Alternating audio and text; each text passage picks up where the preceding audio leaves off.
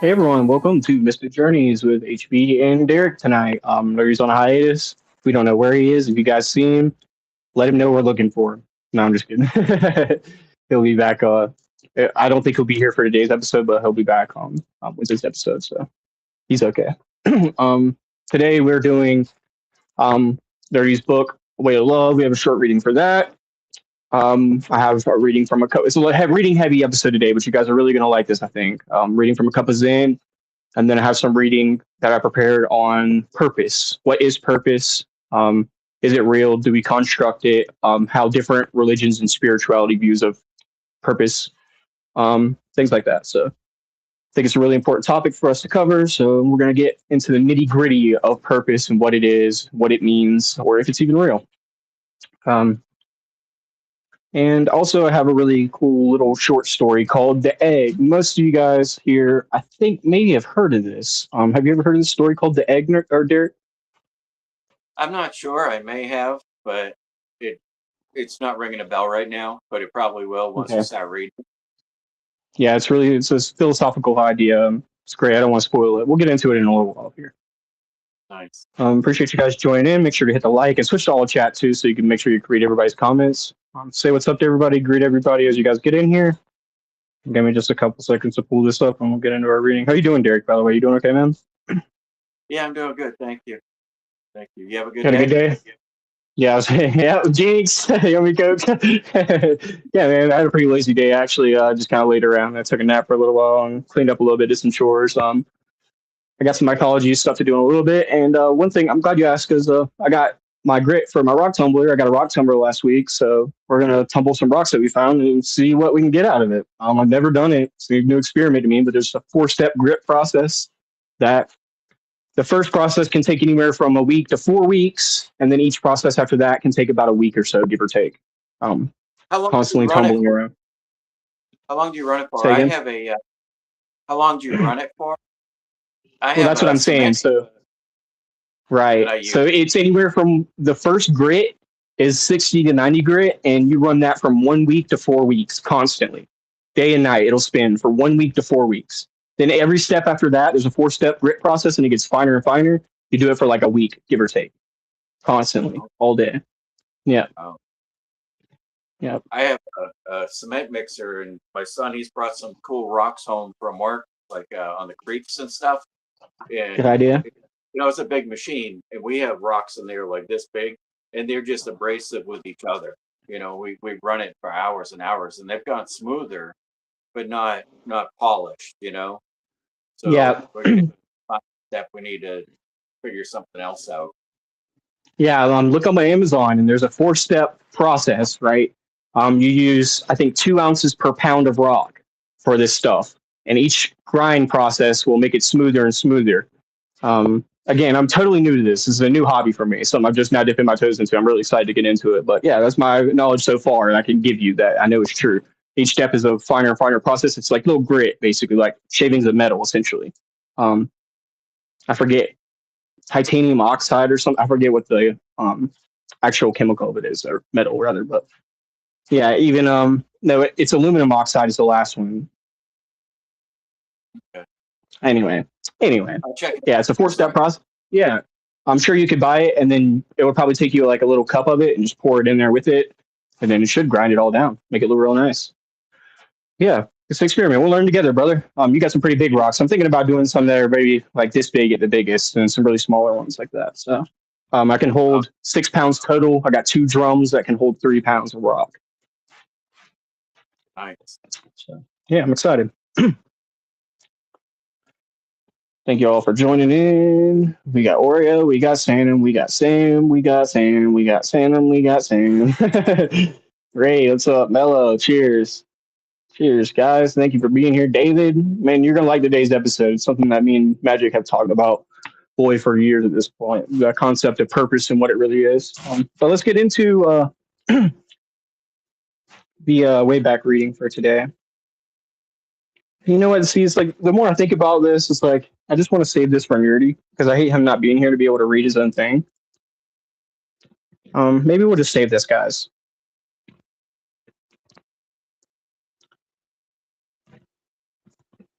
Yep, I just don't feel proper doing this without him being here. I don't know. We'll save it.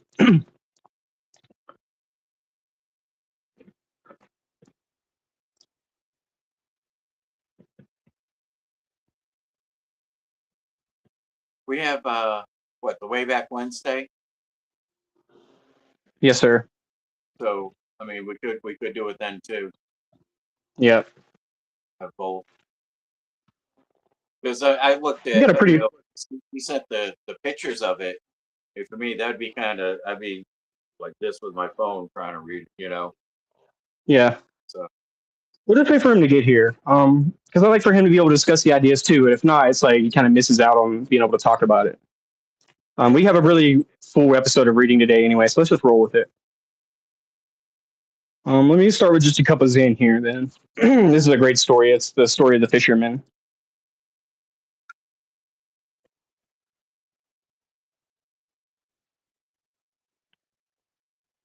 Oops.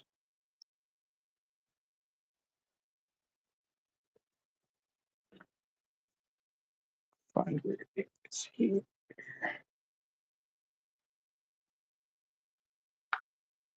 The Quiet Fisherman. It's a story from a couple in. This is 21 stories we've been reading from lately. I hope to be able to get through all the way through this. These are really nice. The exercises at the end really trip my mind out on the way that they make you think about life and look at it. There's a story here that says a young boy stood at the shore watching an old fisherman cast his net down into the dark sea. How do you know where the fish will be? The fisherman said nothing, and he threw his net. It widened in the air, then fell, vanishing beneath the waves. The boy frowned. And if you catch nothing, he asked. The fisherman remained still, hands resting on the net, eyes on the black water. The tide whispered against the sand. The boy shifted his feet. Minutes passed, and the boy exhaled and said, "What if there's a better way?" The fisherman pulled the net. This time it was full. Silver flickered in the moonlight, and he said nothing. The boy opened his mouth to ask another question, but stopped. He watched his old man cast the net again into the shifting, unknowable sea. The tide whispered, the net fell, the moon watched. Reflection. Which is heavier, the weight of not knowing or the weight of needing to know? Great question. I think to answer that, I think that the weight of needing to know is way better than the weight of not knowing. Or sorry, the weight of not knowing rather is heavier than the weight of needing to know, because you're never better for not knowing something, right? And the want to know, to need to know, the boy was curious, but when he got his answer, he was quiet, right? It's kind of really beautiful in that aspect. But sometimes we carry the weight when we don't know things, right? But I think that's just, again, a part of our programming that we're like that. I think it depends, though. I mean, the needing to know can consume you, but the not exactly knowing, you can be oblivious and happy. Yeah, I agree. No, then that causes anxiety and everything else, because you need to know. I need to know. Yeah. There's a lot of things we don't need to know. We're better off not knowing. So. Yep. It's our attachment, man, for sure. Attachment to things. Yeah, 100%. And letting go is one of the hardest things in life to learn how to do. It's really advanced level stuff. It's simple in concept and on paper, but really learning how to do it is a difficult thing. Anybody who thinks different can try to jump off a cliff with a parachute on your back. Your brain is like fighting, because even though you have something that you know you're safe, it's still resisting. And we do that in our daily lives every day. Yeah. We all know we're gonna die, but do we need to win? No. You know what I mean? That's a good point, dude. That would ruin us. 100%. I have something here that says, if you cast your net into the unknown, what do you pull back?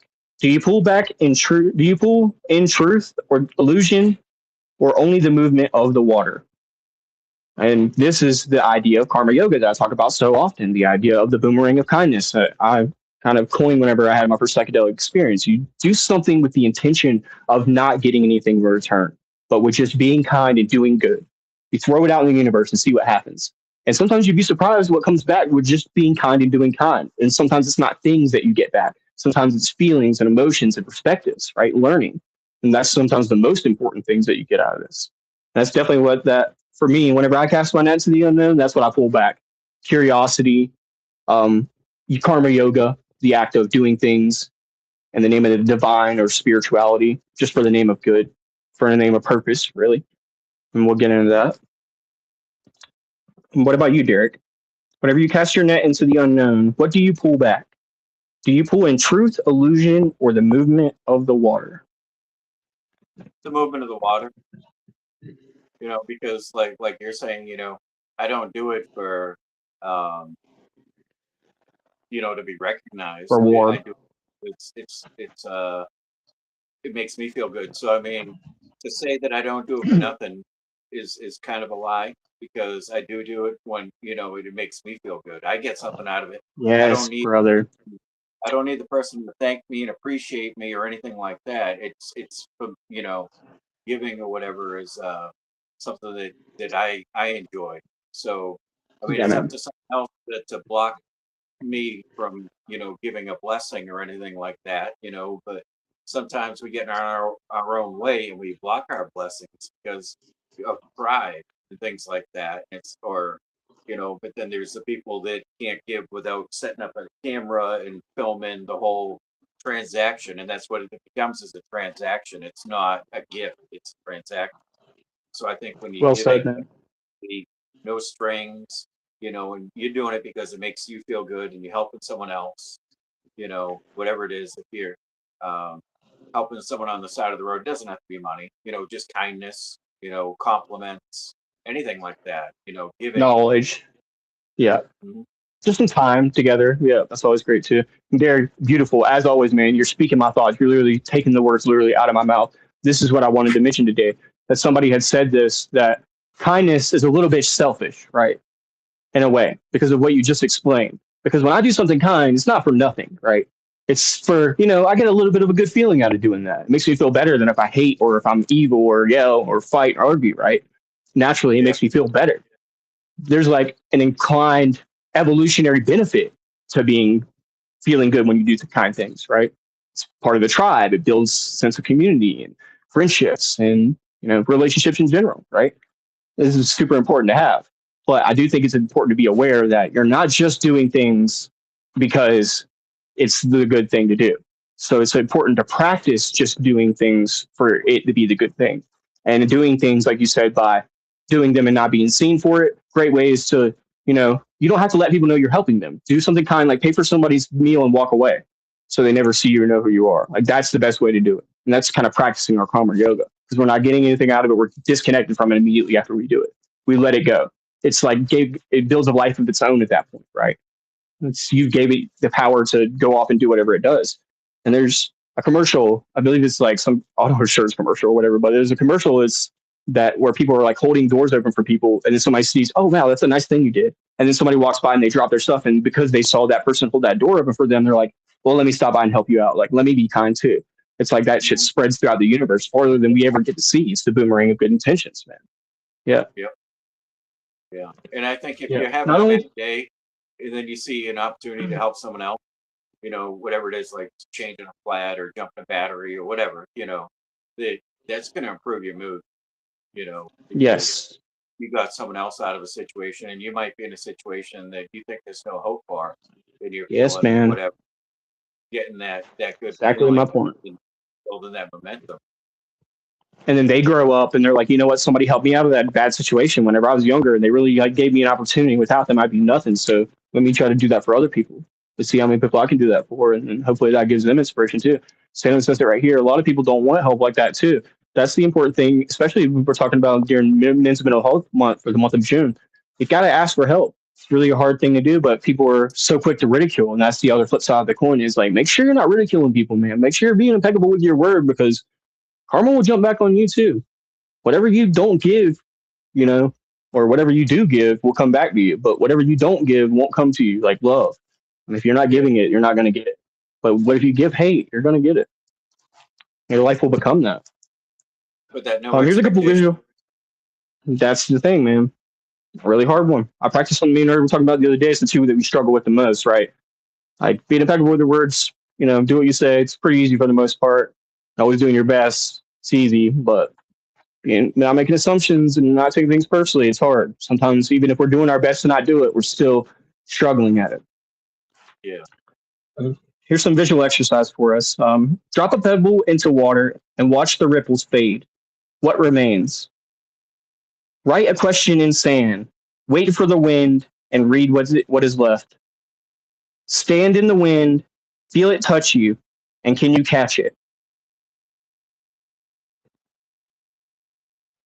And that's so the idea of the things only exist that we make true to be, right? Nothing lasts forever. This is the idea of the mandala sand art. It's a Buddhist practice where you make these things and then you sweep it up because nothing lasts forever. And your questions, your pains, your sorrows, your happiness. I talked about this morning and the idea of helping people. It's like, a lot of times people are really egotistical because just like you said, they're like, hey, everybody look at me, help this person. But that's not karma yoga. When karma yoga is real, God is speaking through you. It's not you doing it. You can't take credit for it. We should humble ourselves and remind us that we're not exactly the ones doing it. We're just a speaker for the universe, right? And,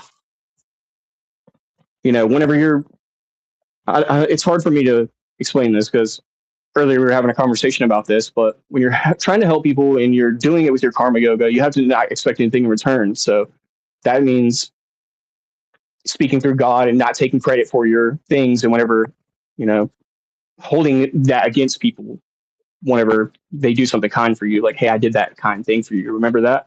When it wasn't them. It wasn't them who actually did it. It's the universe or God. It gave them the opportunity to be the vessel to do that thing, and then they would use it in vain, essentially, right? Yeah.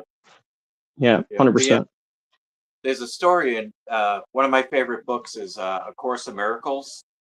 And there's a story in that this woman, she wrote this this big manuscript in we'll just say it's 1,000 pages, and she gave it to a friend to read, and she told him, please don't lose it, this is the only one I have.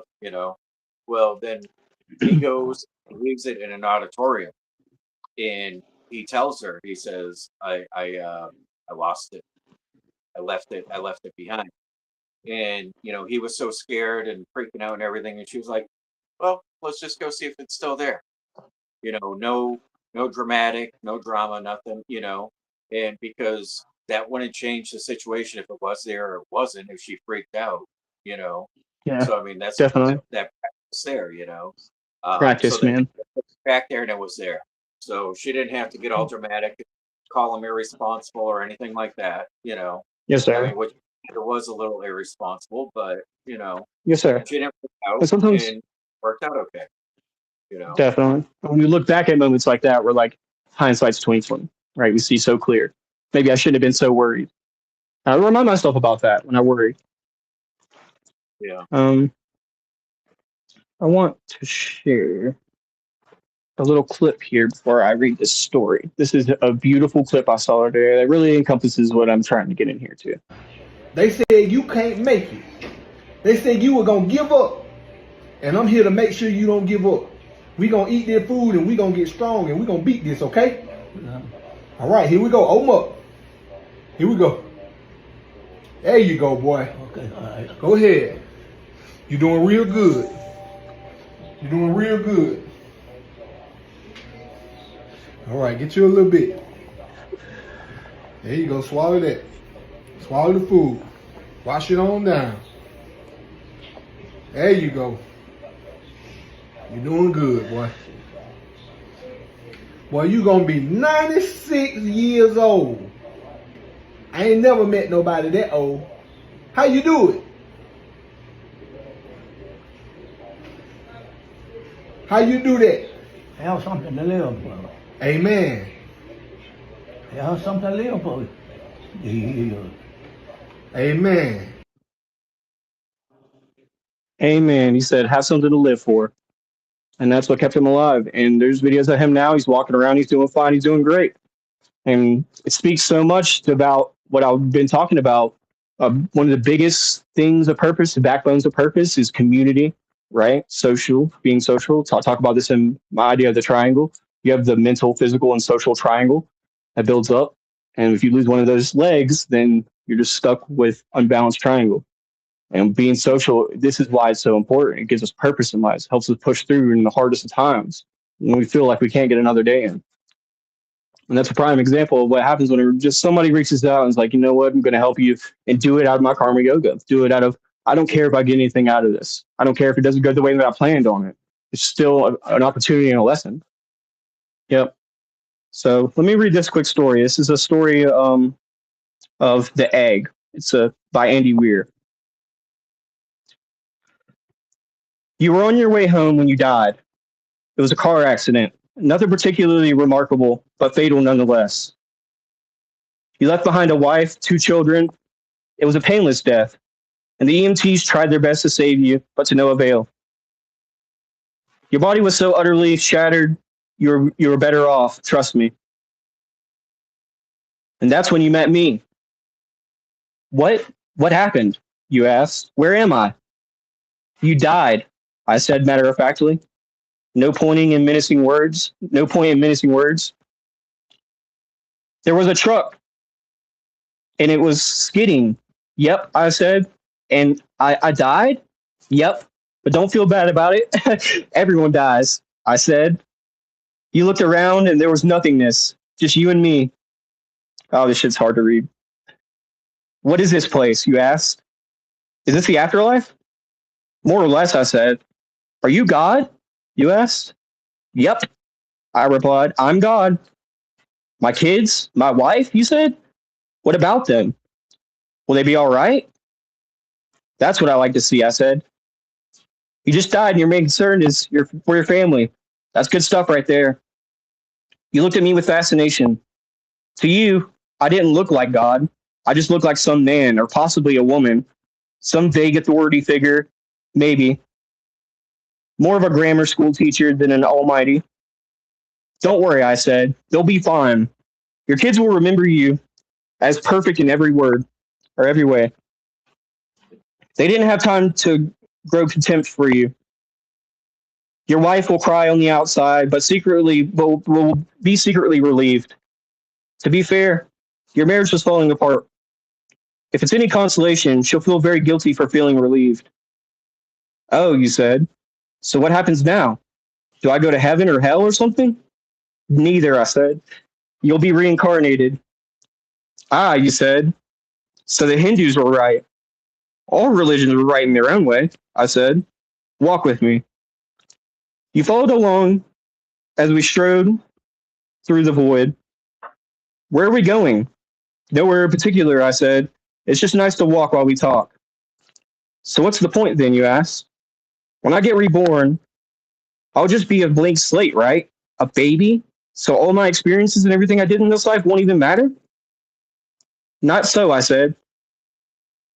You have within you all the knowledge and experiences of all your past lives, and you just don't remember them right now. I stopped walking and took you by the shoulders.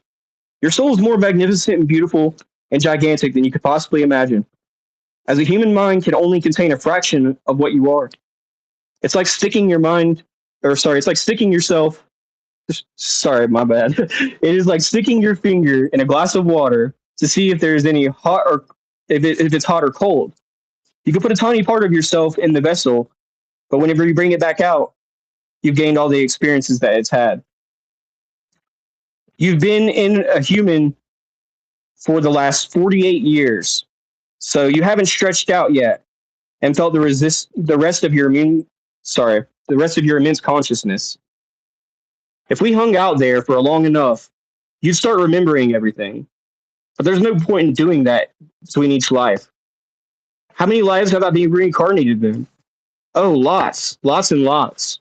And in lots of different lives too. I said this time around, you'll be a Chinese peasant girl in 540 AD. Wait, what? You stammered? You're sending me back in time? Well, I guess technically, time as you know it only exists in your universe.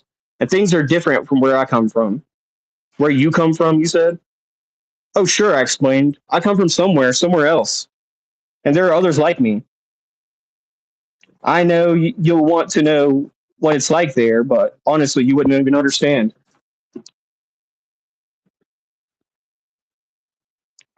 Oh, you said, a little let down. But wait, if I get reincarnated to the other places, I could have interacted with myself at some point. Sure, happens all the time. And with both lives only aware of their own lifespan, you don't even know it's happening. So what's the point of it all? Seriously, I asked. Seriously? You're asking me for the meaning of life? Isn't that a little stereotypical?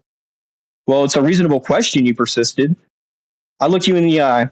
The meaning of life, the reason I made this whole universe, is for you to mature. You mean mankind? You want us to mature? No, just you. I made this whole universe for you. And with each new life, you grow and mature and become a larger and greater intellect. Just me? No one else? What about everyone else? There is no one else, I said. In this universe, there's just you and me. You stared blankly at me.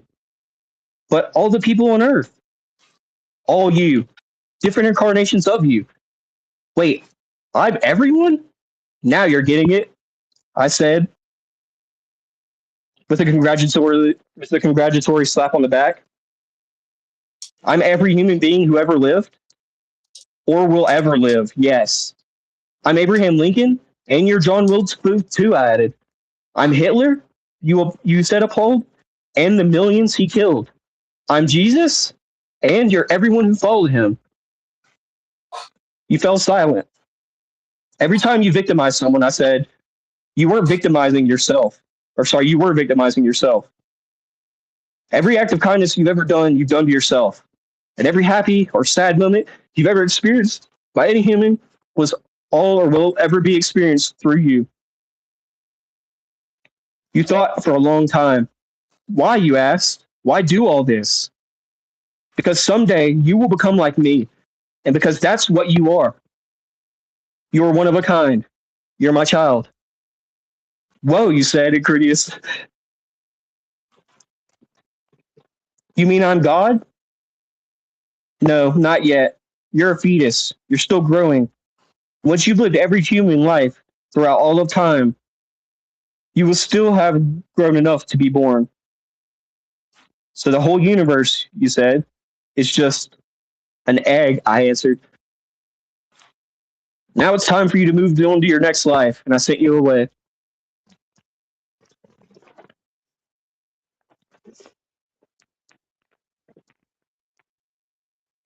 Yep, really great story. Yeah, I don't think I've heard that one before.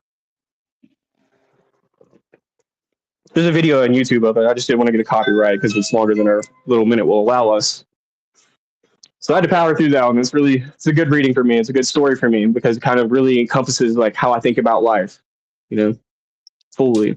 And yeah, it went all over the place. For a moment there, I was thinking of like The Matrix with him seeing himself on all the different screens, but those were, the same, like he had that conversation, I don't know how many times, but different versions of himself. Definitely.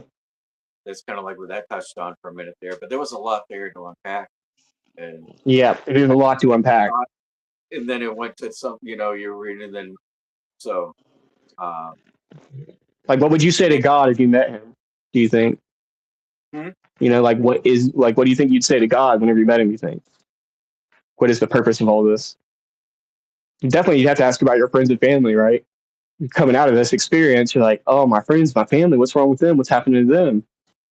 And you're like, well, what is the point of all this? I don't think that'll even be a thought when I die. I mean, I'm looking forward to washing Jesus's feet, and then right on, brother. Listen to him talk, and then I'd probably just be in awe that I wouldn't be able to say anything, That's what I'm looking. Well, they said it's true. I think it's harder to wrap our human brains around it than it's possible to do, right? Yeah. I've heard that 3 times in a row now. It always makes me think deep. Yep. It's deep stuff. It's really good stuff. And I wanted to start with that story to go into the talk here about the idea of purpose. But just to start from the beginning of purpose, I want to just read the definition of purpose, what it is, technically what human beings, the symbols and words that people have gave into it to give it meaning, which is so funny because purpose literally is that, right? Like we give words to things to give them purpose. Everything around we do, we give meaning to it for a purpose. So it's kind of a unique concept. Purpose is, the definition is the reason for which something exists is done or created. It functions as the underlying intention, objective, or long-term goal that gives direction to a person's action or the utility of an object. 3 core dimensions of purpose. Understanding purpose spans different contexts from daily actions to life philosophy. Intentionality, doing something deliberately or by design. Example, doing something on purpose. Function, the intended use or operational reason for a physical object or system. Meaning or direction. In human life, it represents a stable, driving intention to accomplish something personally meaningful that contributes to the world beyond oneself.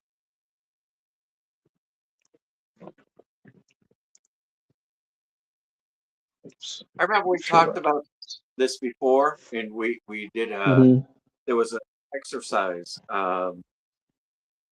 It was two, like the word two, and then so that. And it was like that was the exercise in the book, and it was like to help other people so that they can be the best selves. You know what I mean? And that was like an easy exercise to, if you think about it, what is your purpose to do what? And then so that what? Like not to go to work to make money. I mean that's Yes, sir. that's just life, but that's not your passion in there and anything like that. What's your two so that, and I thought that was a really cool exercise, and I wrote down a whole bunch of different things, and it gave me what to think about, You're sounding very much like Aristotle, and we'll get into some of his ideas on the idea of purpose, but he speaks very much similar to what you're saying right now.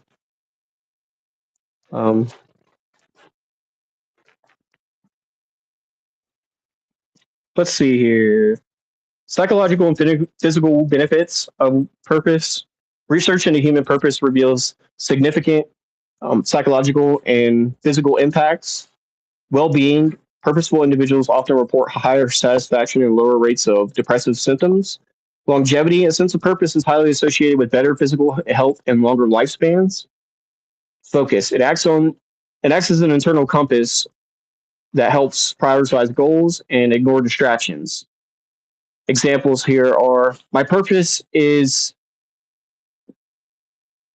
in calling this meeting to have a review of the budget if you work in a business, or as a use, the software is designed for the purpose of data visualization, or as an intent, he avoided the topic on purpose, or as a meaning, he discovered her life's purpose, providing her with renewed energy. So there's like different ideas of purpose, right? Because he avoided the topic on purpose is different than he has a purpose.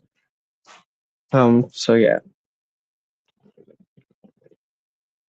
The philosophical study of design and purpose in nature is teleology. We'll get into that. Motivation, the driving force or willingness to achieve a goal, state of planning to do something. So yeah, this is all the fundamentals of what purpose actually is. Purpose versus meaning versus goals. People frequently conflict these terms, but they operate at different levels of abstraction. Meaning is retrospective, purpose is prospective, and goals are tactical. Meaning is retrospective. It's all about understanding how your past experiences and connections and identity fit together into a coherent story. And it answers, who am I and how did I get here? Purpose is prospective. It is future-oriented, dynamic, and motivational, and it points outward to and forward, and it answers, where am I going and what am I building? Goals are tactical, and they are specific, measurable, time-bound milestones used to execute your purpose. Purpose is on the horizon. Goals are the steps you take towards it.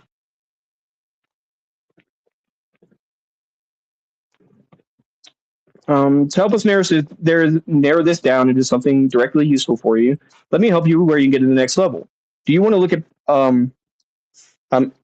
sorry. If you lack what the world needs, you feel satisfied but useless. And if you lack what you can get paid for, you feel delighted but wealthless. And if you lack what you are good at, you feel inspired but uncertain. And if you lack what you love, you feel comfortable but empty. So these are kind of relate to how people have their jobs, right? When you work for a job, you might have the money that you need, but you don't have any purpose in life, and therefore your happiness isn't there. Did you have something you want to say on that? No, just like I found everything else wasn't fulfilling to me, and I felt like a lack of purpose and maybe like loneliness until I Yeah, started getting religious. And I shouldn't say religious until I started following Jesus, because I really try not to get religious, but to have the love that Jesus had, you yes, know, sir. that is very filling, and that'll fill your heart, and that'll take away loneliness. Give you a purpose, and that purpose is um, bigger than you, like you're talking about. Definitely. If you lack what you love, you're comfortable but empty. That's exactly what happens. People have everything they need to be comfortable, but they have no, that their life is empty. They have no meaning to it. I see this happen with so many people. And this is where the argument of nihilism comes into play for me, because there's a lot of people who are like, what's the meaning of it all? It's all pointless. Who cares anyway? And it's like, yeah, this could be true. That's why I like to look at it from an optimistic, nihilistic point of view. It's like maybe the universe is nothing, but, or means nothing, or there is no purpose, but that gives you the ability to be able to create that purpose and then maybe find the real purpose, because it's arrogant of us to claim that we know that there is or isn't a purpose. That's really the whole point I want to make on this episode here. Also, like people will say, money can't buy happiness. I mean, that's kind of true. I mean, it can buy a motorcycle, but you can also use your pockets to bless others, and I don't think money is the root of all evil. It is definitely the greed and the lust for money and your intention and what you're Yes. going to do with money. But if you're using it to help other people, and just not enrich your life but enrich other people's lives, then I think it's very rewarding and worth chasing. Yep. I agree. Because that's really, it's like an innate human thing, right? To have purpose. And we live in a really screwed up modern day society where everything's way different than it's ever been. So it kind of like skews our reality of what purpose, like what is our purpose? Like it's all meaningless anyway. We're working for somebody we don't care about. They're taking our money from us anyway. They call us free, but yeah, we're control this. But it's the Ram Dass thing that I was saying earlier. Well, I've said several times in these episodes. It's like everything's perfect. You start focusing on the negative, that's what you get back. That's exactly what you get. How purpose protects the brain. Purpose is not just a pleasant feeling, it fundamentally changes brain health and cognitive resilience. There are neuroprotective effects. Neurological studies have shown that individuals with a high sense of purpose maintain better cognitive function and memory, even whenever their brains show physical signs of Alzheimer's pathologies or plaques. Alzheimer's pathology or plaques. Stress regulation. A clear life aim down regulates the amygdala, the brain's threat detection center. Whenever you encounter a major life stressor or failure, a strong sense of purpose frames that failure as a temporary setback rather than an existential threat. There's dopaminergic alignment. Purpose transforms motivation from reactive, like seeking instant gratification, like scrolling on social media, to proactive, like sustained dopamine release from incremental progress towards a difficult long-term goal, like gardening or foraging or on rocks or whatever. There are three structural components of human purpose. Psychologist William Damon and other researchers define a true sense of purpose as possessing three distinct elements. If any of these are missing, the sense of purpose breaks down. Stable long-term intent. It's not just a fleeting whim or a temporary goal like a passing exam. It's an enduring organization. It's an enduring organizing life aim that acts as an internal compass over decades. Something that takes you your whole life to do, basically. External engagement. It cannot be entirely self-centered. True purpose involves a desire to make a meaningful impact on the world, a community, or a cause outside of oneself, just like with karma yoga.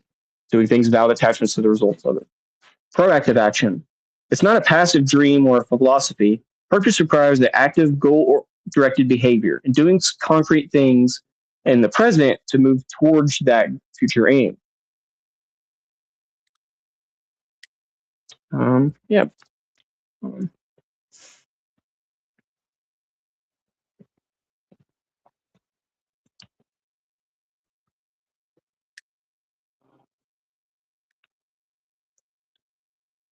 Let me see here, mate.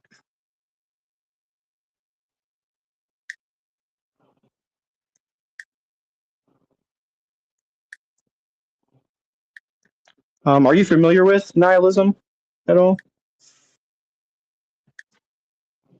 Are you familiar with teleology? You're familiar with these like philosophical concepts? They're just the ways that people look at the world, and essentially it all has to do with meaning. Like nihilists are people that claim that there's no meaning in the world, that anything that human beings give meaning to is just that. It's things that we give meaning to it, and it has no inherent meaning.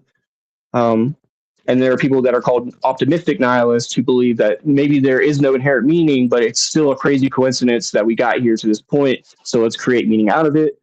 There are tons of different views like this. Have you ever heard of any of these ideas? I have, but I don't have like really any interest or like know many people that, or any people actually that are into that, only because of, you know, my thoughts, my beliefs. So Right. I mean, like, you know, if you only have a certain amount of time to do what you enjoy, you're going to look or read books that are interesting to you, not some wackadoo belief that is totally contradicts Yes, what sir. you believe. You know what I mean? Yes, sir. So it's good to have that information, but it's not something Yes, sir. that looked into, you know, because I've heard, you know, or read like what it is, and I'm like, well, that doesn't fit. That doesn't fit. Right. You know. So I figured I would do that for people here today. I'll just read through a couple of these quick different ideas for people, just so they can see where they lie on the spectrum of things. And just remember, keep in mind, guys, just like how we talk about religion here, more than likely, you're not one of these things. You're a combination of these different ideas in some way or fashion. So let's talk about them a little bit here.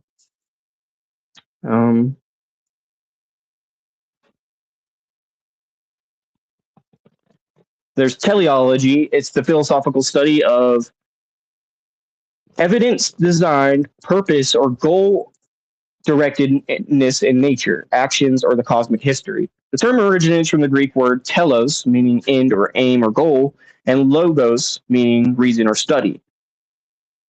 Instead of explaining things solely by their past physical causes, teleology explains their intended future results.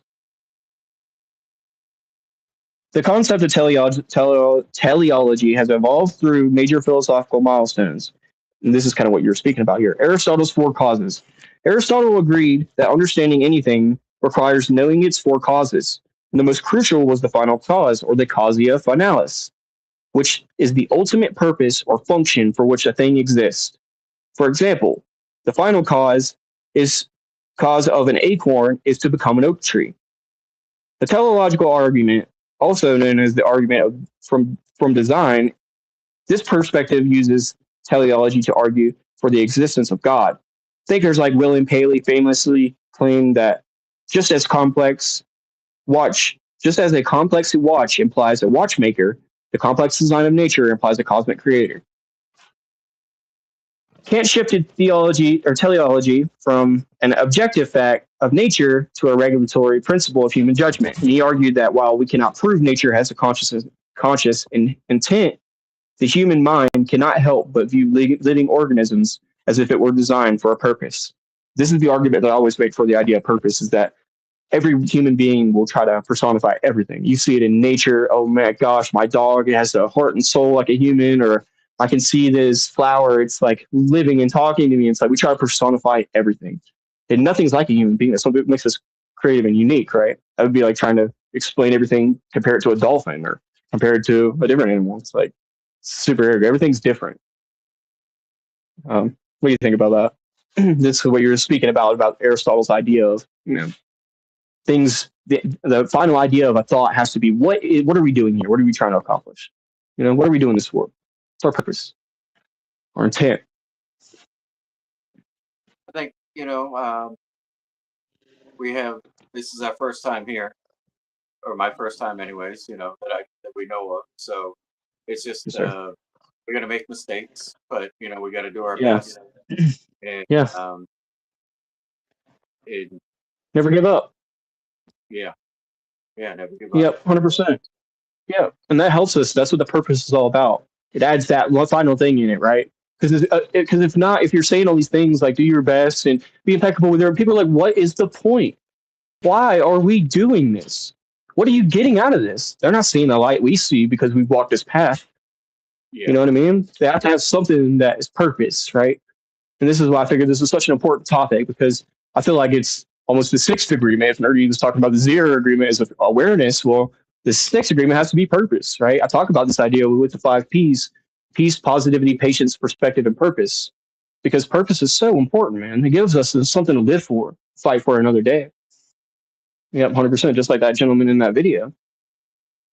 Yep, not everyone believes in purpose or destiny. You're 100% right. I'll actually speak about some of those people here in a minute. We were just talking about the idea of nihilism, then. We'll talk about nihilism, what that is. Go ahead, Derek. But I think if you have a positive purpose, all the other things are going to fall into place. Yeah, bro. It's gonna be easier to be impeccable if you have a positive purpose. It's gonna be easier to not take things personally, and you're gonna be doing your best if you have a positive purpose. Because it's easy to not. It's really easy to be a butthead. Yeah. It's easy. Yeah. It's easy to be mean. Kindness can cost. It can, because you can rejection. You try to help someone, and then you hurt their pride or their ego. They're not doing their best to practice in their agreements. So when you try to do that, and then they backlash, it can't be hard not to take that personally. But you just got to shake it off and then say, well, that person doesn't want my help. And that's not my fault. That's a them issue, not me. I tried. And then Yes, I'm sir. just gonna pass on my kindness to someone else. Yes, sir. It's the biggest thing that helps me with my agreements. And sorry, let me pull it back up for you.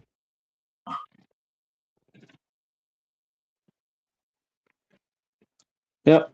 I believe that too. I believe that the thing you love, your purpose, I say this with the idea of hobbies, the thing you love is in front of your face. You've seen people do it 1,000 times. You've seen people take a freaking chisel and a hammer and carve something out of marble. And you're like, I'm not going to do that. Why would I do that? But if you pick it up, it'll be the thing that you love. You've never known that was your passion before in life.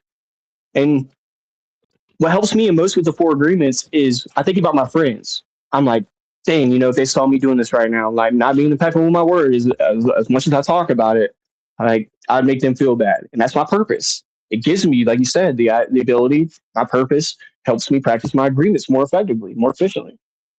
Yeah. That's self-accountability too. You're going to have that self-accountability that you don't want to slip up, because it's going to make you feel guilty, make you feel bad if you do slip up. 100%. So that having that purpose is certainly important. Yep. No one has 100% free will. That's what I understand. Yeah, it's a unique idea. I like your comments here, man. It's a unique idea we talk about here with the Akashic Records. And I think that ideas like human beings, like when you get hungry, right? You're like, oh, I'm hungry. I want some Arby's. It's like, that's kind of our thoughts. But when you tap into an idea of art or music or poetry or an idea that seems like outside of yourself, is it coming from this idea of the Akashic Records, this metaphysical space outside of space and time that Terence McKenna talked about? It's hard to argue that because we don't really know how much we have a free will or how much we don't. Because if that, what you're making an argument of is maybe essentially the universe designed our purpose, and whether we want to follow it or not, we're going to be essentially pushed over by the next domino. We're just all part of the stream flowing down river. It's a very unique point of view, and it's hard to argue against it. But who's making you do something? No one. I think that's how we have free will. Nobody's. Oh, I see what you're saying. Yeah, I see what you're saying. Right. So I think, yeah. Well, it could be though. It could be though. It could be like how we have the idea of like God speaking through us, like I was saying, through our karma yoga. God encouraging us to do good and be good. It could just be that inner voice that we get. Like, if you were God, how would you speak to your people on Earth? You know what I mean?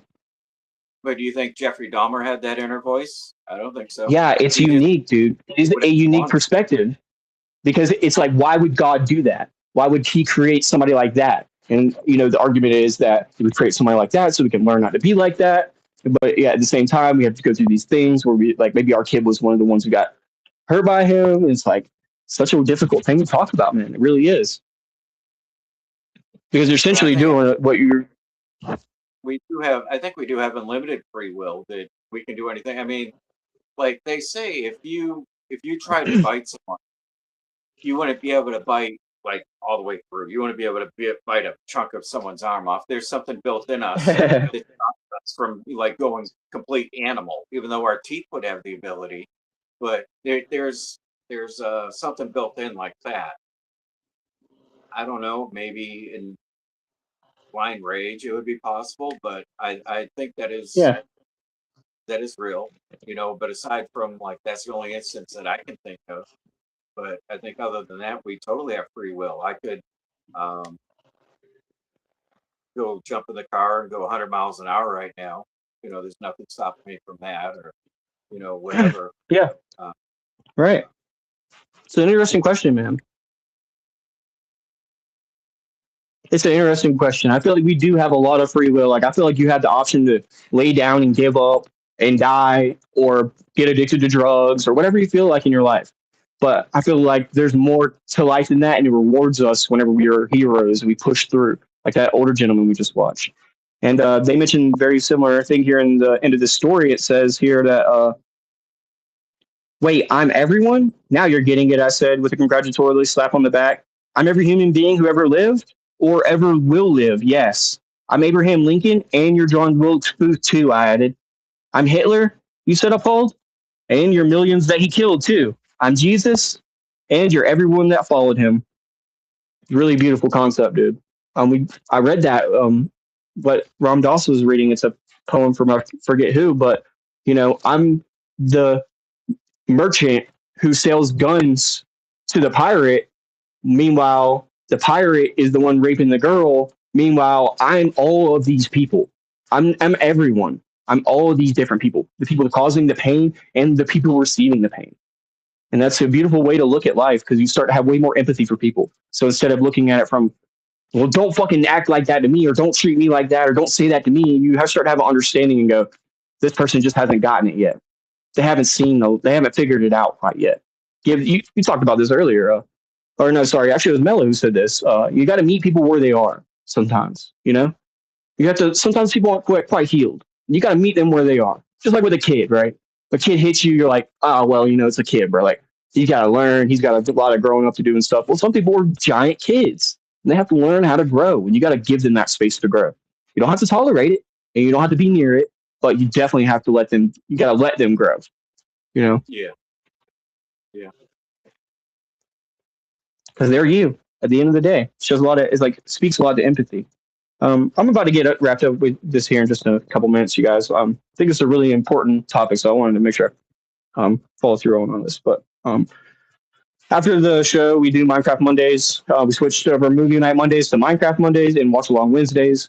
So if you guys want to play after the show, feel free to join. I'll put the Discord link here in just a minute.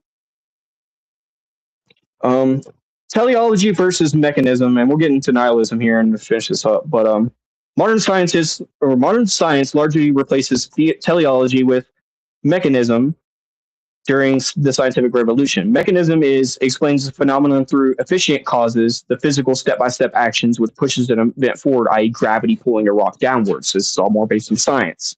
Teleology explains the phenomenon through the final cause or the goal or pull towards a future state, i.e. a rock falling because it seeks a natural place at the center of the earth.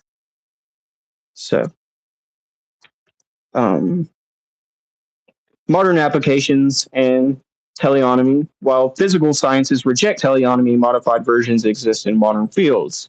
Biology, living structures look perfectly designed for a purpose, like a bird's wings built for flight. Modern biology uses the term teleonomy to describe this goal directedness. It clarifies these traits are produced by a blind process of natural selection and not by a conscious future plan. This is all the ideas of Charles Darwin. The teleology ethics such as oh my gosh, these are big words for HB. Utilitarianism judge for moral and of ad action based entirely on its results or consequences rather than its strict rules. The cybernetics, the study of self-regulating systems like home thermostats or auto-autonomous drones, relies on teleological concepts because these systems use feedback loops to actively pursue a programmed goal.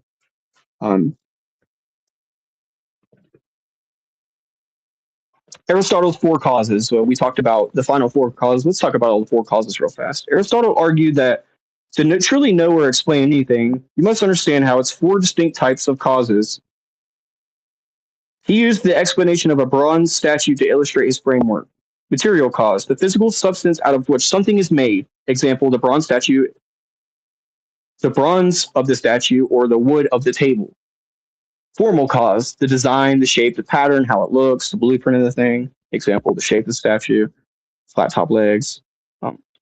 Efficient cause, the primary source of the change or rest, the act or force that brought the thing into being. Example, the sculptor who chiseled the statue. It's funny, we were just talking about this, about being a sculptor. Sculptor chiseled the statue, or the carpenter who built the table. So these are the four causes. You have what the substance is made out of, the design, how it's made, the person or thing that made the thing, and then the final cause is the purpose. Why did we make this thing? Now we've gotten here. We have this statue of Derek carved out of marble. Looks just like Derek. It's really cool. Now what do we do with it? Why do we have this? Like, what's the point of it? Is it a gift for Derek? Would it be more appropriate to have it as a gift rather than to post it up and make him seem like he's like a, moral person of society? But at the same time, he is. Maybe we should put it up. It's right. So we started to debate this. We started to have these different people with different perspectives say, what should we do with this thing? What is the purpose of this? So the idea of the atomic bomb. Some people want to use it for protection. Some people want to use it for harm. Some people want to use it for power and greed and on and on. Guns are the same way. Money is the same way. Everything in our society is like, right?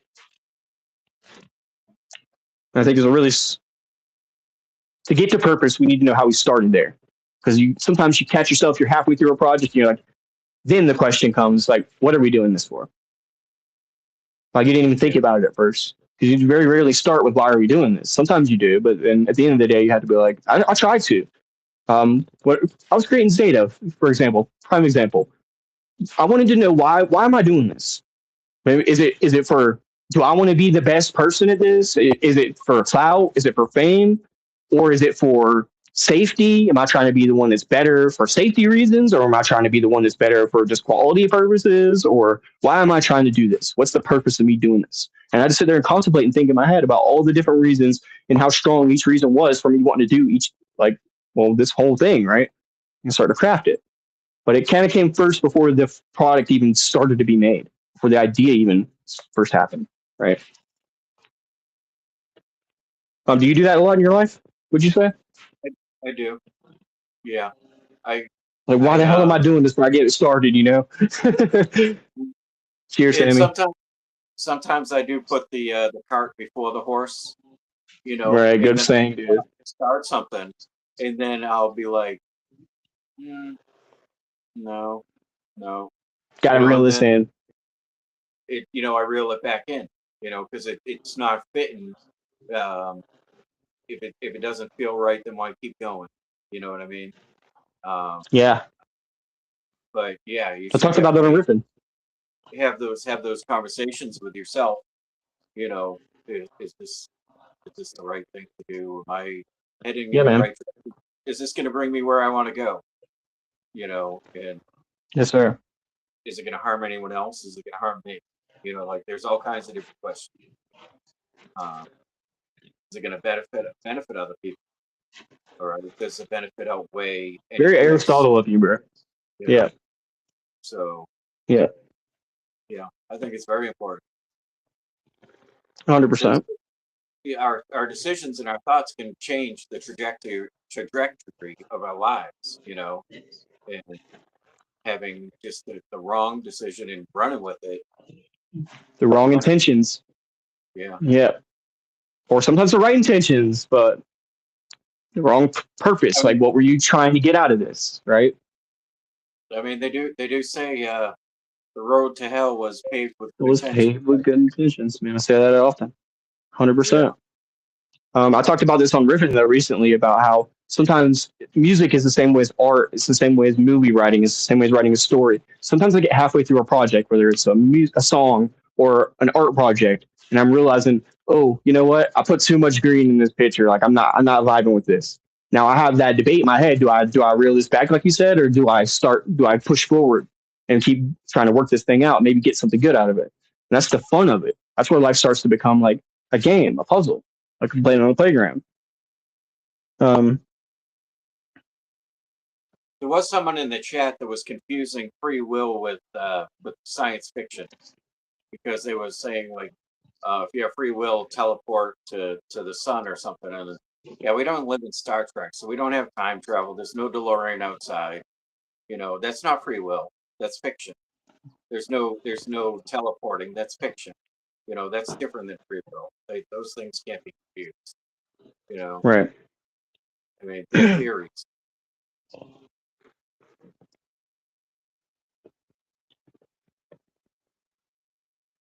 Um, but here to the skeptic's point, it says skeptics and philosophers like David Hume argue that the analogy is flawed because the universe is organic and not mechanical. Furthermore, Charles Darwin's theory of evolution demonstrated how complex, purposeful design can emerge through blind physics process without supernatural intervention.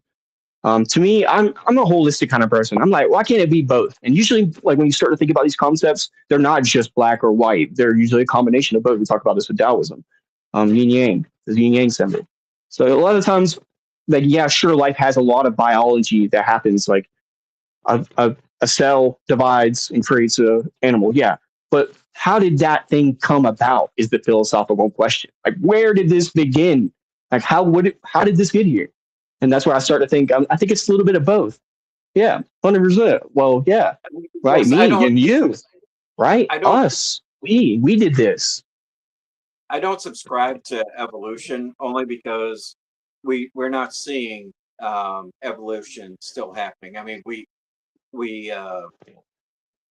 change with our environment, but I think that's totally different than evolution.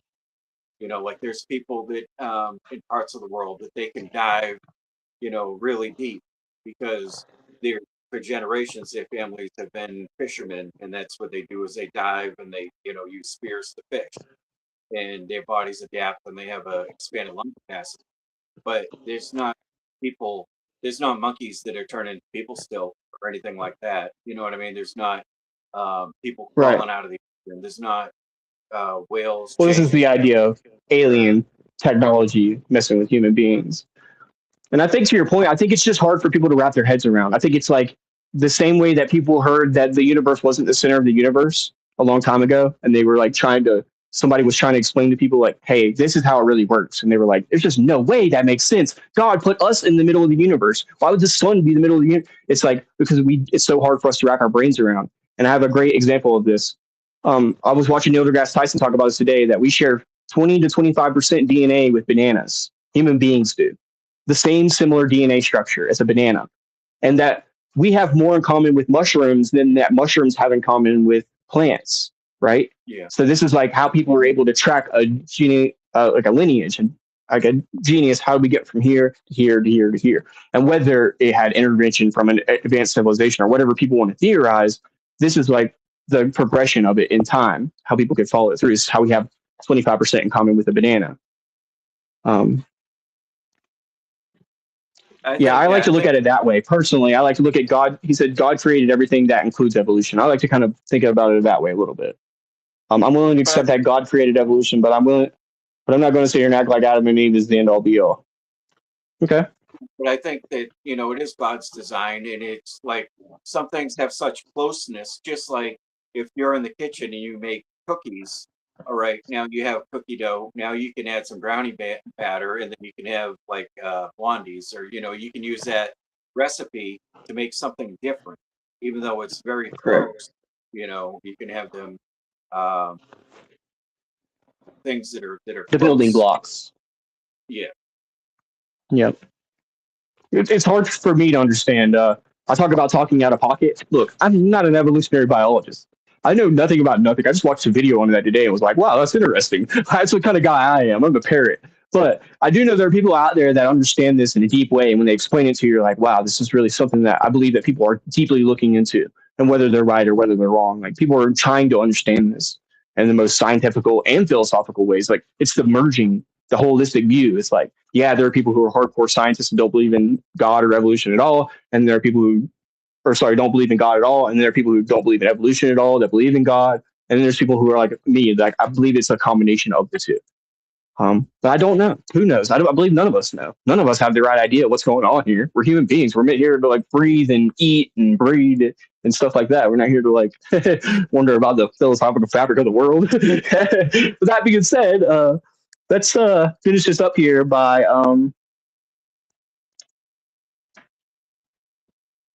I just want to read a little bit about consequentialism, and then we'll finish up with nihilism.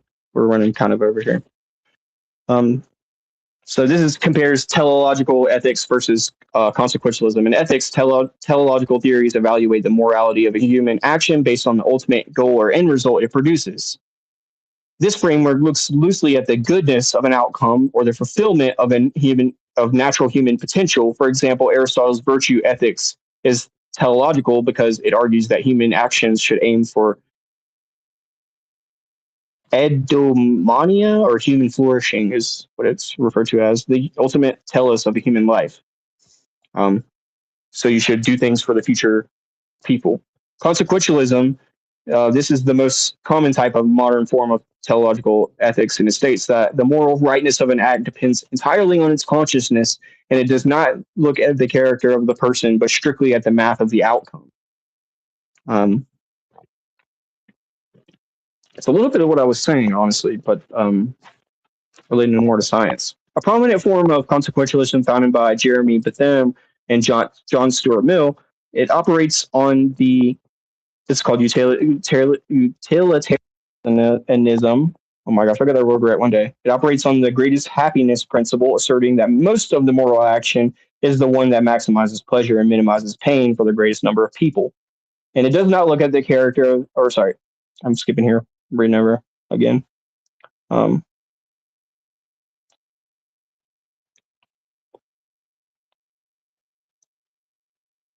let's read a little bit here just to finish up about nihilism.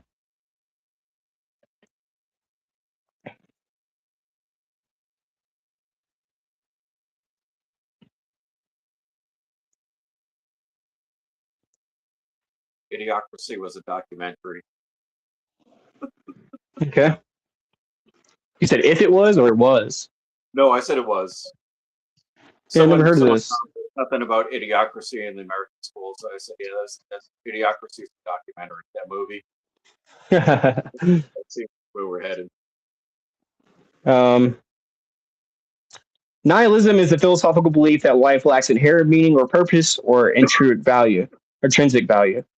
Originating from the Latin word nihil, meaning nothing, it asserts that the moral truths, knowledge, and existence are ultimately baseless, viewing concepts like good and evil as human constructs rather than objective realities. Which is really a good kind of, I respect nihilism for its points of view. This is what you're saying, Derek. It's like, yeah, I don't really agree with that. Yeah, I feel like that about nihilism, but when I look at it, I'm like, you know what? It's a great point of view that human beings give the word good and bad to things. I talk about this with the idea of Thanos in Marvels, where he claims he's going to kill half the universe because the universe is being too populated or whatever, right? It's his idea of good, our idea of bad, right? Because we attached and cling to things so often, like, well, you're going to kill me and my family. It's like, yeah, but who's to say that's not really the right thing to do? I'm not making an argument for Thanos or Hitler or anybody who's a sadistic murderer, but saying we should look at things from an all perspective point of view. And understanding nihilism involves looking at which specific systems or values are being rejected. Existential nihilism, moral nihilism, epistemological nihilism, and cosmic nihilism. Existential nihilism is the most common form of, and it posits that human life has no inherent purpose, meaning, or value. Moral nihilism rejects the existence of the above moral truths or its absolute rights and wrongs. Epistemological nihilism claims that knowledge is impossible to truly communicate or verify, doubts absolute truths. Cosmic nihilism suggests that the universe is entirely indifferent and sometimes hostile to human desires and suffering. So again, I like looking at this kind of stuff, and I do this very often. It's a topic that I can talk about for hours because there's so many different ideas. Well, somebody's like, what about this idea? What about the idea of what Buddhists think about it? What about the idea of what Christians think about purpose? That we should be living the idea of God is like, I like to look at every single one and see like what am I taking off this plate? Like I'm walking up to your buffet and I'm like, damn, Derek, that chicken looks good, but I don't do the veggies, man. Give me some of that chicken, dog. I'm gonna walk over there to Sandom's bar and I'm gonna be like, Sandom, your desserts look good. Let me get one of them cookies right there. I'll see you later. Appreciate it. So I'm going to these different religions, different ideas, and different things. Like, no, I don't believe in nihilism, but do I think that we give the meanings of good and bad to things? Yeah, I do. So I guess that in a way makes me a little bit of a nihilist, right? It's what I say so often on the show is that every human being has to remember and keep in mind every human being here is a hypocrite and a narcissist in some way. How much are you? Where do you vary on that scale? That's something for you to deep down inside your heart and look at. So when I say I'm not a nihilist, I'm being hypocritical because in a way I am a nihilist, right? But I'm also not. They mentioned dinosaurs, but if dinosaurs were real or not, and that word, I think the word dinosaur wasn't invented till the 1800s. So, do with that what you will. But just like rhinoceros was unicorn, if you translated that, the translation of rhinoceros is unihorn, one horn. Yeah. So that's how we got that word unicorn. And we changed it. We changed it from this big ugly beast to a pretty white horse with a horn on its head. 100%. So I mean, there's a lot of things that you could say were in history that don't make sense or weren't real. But of course, the only Hold on 1 second. scam, the biggest scam was calling gasoline and stuff, oil in the earth, fossil fuel, and they did that to make it sound scarce. Like, yeah, we're dumb enough to believe a whole bunch of dinosaurs died in a pile and we're sucking up that juice. You know what I mean? But they did that intentionally to make it sound scarce. Where really there's a ton of supply. There's not this shortage and stuff. That's being. Let me cut you off for just a second, man. To whoever this first one, 888 is, our whole thing here we do, buddy. I'm not sure. It's nice to meet you and appreciate you being here. Hit the like. Thank you for joining in. We do what we practice called the 4 agreements. So we do be impeccable with your word, do what you say and say what you do, mean what you say and say what you mean. Don't take things personally. What people say or do is not a reflection of you, it's a reflection of them. So how you feel about it or how they feel about you, it's all a reflection. Don't make assumptions or have expectations about how people are supposed to act or what they're supposed to say or if they're supposed to agree with you or you're supposed to agree with them, and always do your best. That's kind of what we practice around here, buddy. But to your point, Derek, I think that it's a unique thing for me. But to be honest with you, I think that it's like flat Earth. I think it's just something that we don't understand, right? It doesn't make you dumb. It just makes you ignorant. It's like something that we don't understand. But I'm ignorant too, because as much as I like fall asleep watching videos of dinosaurs and trying to wrap my mind around millions of years of evolution, let's just talk hypothetically here, if it even exists or whether it does or doesn't. I'm like, this is incredible. How are we supposed to think about the time frame of 1 million years, much less hundreds of millions of years, right? So it starts to be like the idea of flat Earth. So people are like, oh, they're telling us it's flat or round because they want us like hold us here, man. Is that could be true, but do I think it's true? Probably not. But I like to look at things from these perspectives, right? Because it keeps me questioning my 5th agreement. Be skeptical and learning to listen, right? Being skeptical about what people are saying, but learning for myself if what they're saying is true or not, actually, because I don't know. I think be skeptical and be cautious of what you're listening to, because some of them flat earthers can sound awfully convincing, but I mean, there's sailboat races that go around the world, and there's Right. I don't get that logic. I don't. I mean, what, because you see a flat map on the wall in school? Well, what about a globe? You know, I mean, Yeah, that's silly. 100%. We're in a dome, and that's a reflection, and that's why it looks like. Shut up! I just think Yeah, you're 100%. thinking with stupidity. You know, with some things. And Well, there's like I was saying that's earlier, my point. some things are not worth your thought. A lot of things aren't worth your Yeah. thought. You're not passionate about that. You're not trying to change your own mind. Then read something that you're interested Yeah. in. That's why I try not to get offended by what people say. If they say some stupid, crazy thing, I'm like, I'm not offended by it. I'm not taking it personally. You know, I'm just thinking about it. I'm like, wow, that's an interesting point of view. Like, I might not agree with that. I might not even like entertain it. But now that I have, it's like, that's an interesting way to look at it. Wow, it's crazy. People talk about the idea of lizard people, or we talk about the idea of cryptids so much on the show because it is something that no one can be like, I know aliens exist. Like, no, you can't say that. Like, maybe you had your own personal experience, but that's all it is your own personal experience, your reality.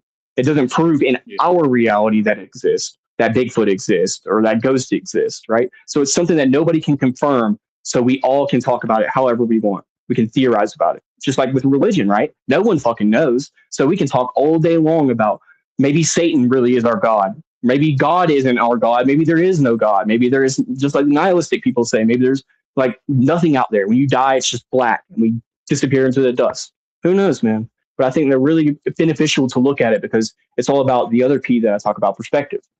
To look at things from a difficult to face point of view. Talk about this with the Bhagavad Gita and the Book of Five Rings, because there's a lot of murder and death in that. How do we look at this from a point of mind where we're trying to benefit and be better, peaceful, more positive people? But how do we look at death and get that from that? It's for each individual to be able to come to their own conclusion. Sometimes people can't look at things like death or existential dread about what is the purpose of the universe because it's too much for them. There's been so many times I've had talks with people about space because you know me, I'm a space guy, and their mind starts to be like, "Hey, I don't really want to have this conversation right now because what you're talking about is like it steps me outside of my human body and on here on Earth and takes me out of my reality. It's like a trip for them." But to me, I like that. I get high on that. Just the idea of sitting around and going, "Damn, man." Like what we can already see, the observable universe is bigger than our minds can wrap our heads around. I just sit there and ponder on that shit for a little while, meditate on it. Yeah. I can't tell you how many nights I sit there in my bed and just started with a point and tried to expand it out as large as my mind could wrap around. You seen the Men in Black movies? They go to the Yeah, the really good. locker station. Yeah. There's people have their own Yeah, universe. it's like a wormhole essentially. Yeah, exactly. Yeah. That'd be a cool movie to watch. Maybe watch that Wednesday for our movie. I don't know if Nerdy has anything picked out. Yeah, it's okay. People are always on their own journeys, man. People are doing stuff at different times. You just have to let people evolve. We're all here on our different journeys and we all have different strengths and different benefits. So we can't look up or look down on anyone because somebody's going to be like, oh, you weren't impeccable with your word and they're judging you for not being impeccable with your word. So it's like we all have things we have to work on. And this is what I always say. If people just minding their own business and try to fix themselves instead of worrying about what other people thought or think of them, we can make the world so much of a better place. Like, yes, what I'm saying is true. We need people who are social and helpful, but we need people who are developed to do that. People who aren't developed need to step back and let people who are more emotionally mature do that thing, show people the light, show people the path. And if we're not ready, we need to step down and let somebody else do it. And that's how we learn. That's how we grow. Yeah. I'm thankful for HB, Derek, and Nerdy having this platform. It takes love and moxie to read out loud to a group. I'm getting a little better at it. I could use the word little word, but I'm getting better at it.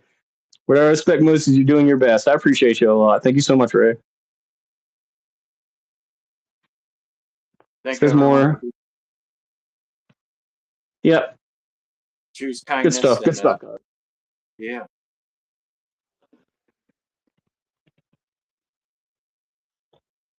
Yep. Anyone who's willing to listen. Exactly right. Cheers, guys. That's what the book we're reading right now. Obviously, our fifth agreement. I didn't mention as being skeptical and learn and listen. Well, I did mention it, but not together. But that's our agreement. So we're about to close out the show here in just a second. We've run way over our time. We're going to play some Mystic or some Minecraft over on the Mystic Journey Discord. I'll put it in here in just a second, but be impeccable with your word. If you watch the outro, it'll explain what we're about around here, what our idea of what we're trying to convey over the agreements and being a mystic and what it is. But be impeccable with your word. Don't take things personally. Don't make assumptions or have expectations. And always do your best. Be skeptical and learn to listen. If you do that every single day, man, your life's going to change. I used to be a really closed-minded, arrogant, angry person myself, and nothing's changed, but except I've gotten better, right? Still that way, but I've gotten better. So that's what we try to do. Shave our corners off, make ourselves a little bit more polished of a diamond every fucking day. Appreciate y'all for being here. Derek, you got anything else to wrap it up, buddy? No, that's it. Everyone have an awesome night. Do your best, right? Yeah, we kiss after the show. We don't do that on camera. Appreciate you, dude. Y'all have a good rest of your night. Got you guys later. Y'all watch the intro or outro right here. Bye, everyone. Go. Thanks, y'all. Bye.